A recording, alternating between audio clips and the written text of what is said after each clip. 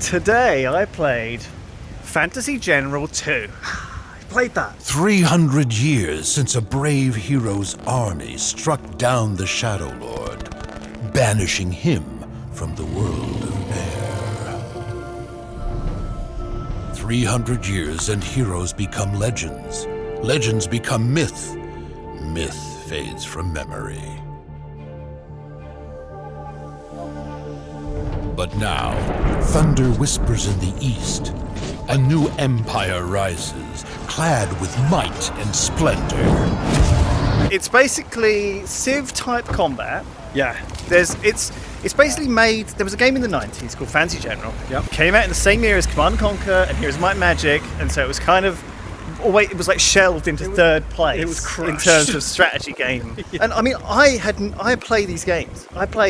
Grew up playing Command & Conquer and Heroes of Might and Magic, XCOM, all these strategy games. Civ, I've never heard of Fantasy General. No, I would have loved that game if I knew it existed. Exactly, and I think there's loads of games like this. Like a lot of people have said, oh, if you like this, you should play Battle for Westnorth, which again I've never played.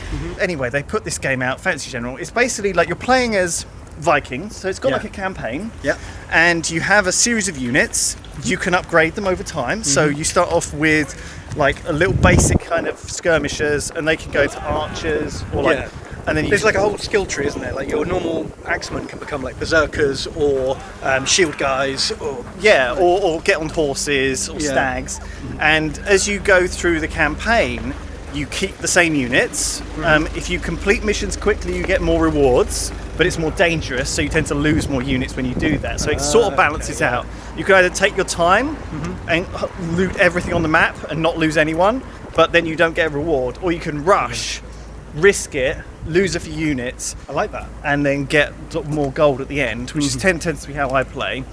There's some really fun mechanics. You can have like people hidden in the trees. Yeah, you can ambush enemies when they come into your zone. And then when they move forward on their turn, so it's turn-based like Civ, and it actually feels a lot like playing Civ Combat, but not on a timer. Like without the turn timer.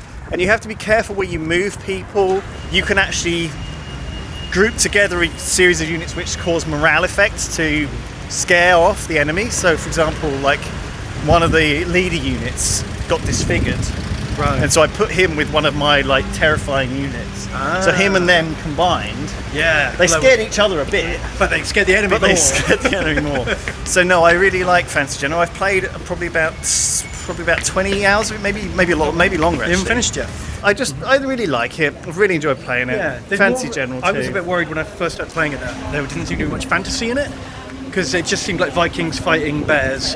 But then once I started getting into the campaign, there's lizard men, there's undead, there's loads of cool stuff, there's dragons. It really opens up. I think my only complaint is the first 2 or 3 missions, if you played a game like this before, are a bit slow and a bit tutorial-y. Yeah. I genuinely didn't hate it, actually. The people who really wanted Fantasy General being remade are not super pleased.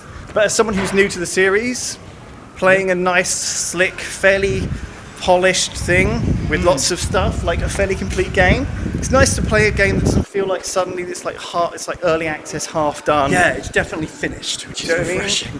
Anyway, I recommend it. I liked it. You can have a look at the stream that we did if you want to see a little demo. But yeah, that's tip. Check it out.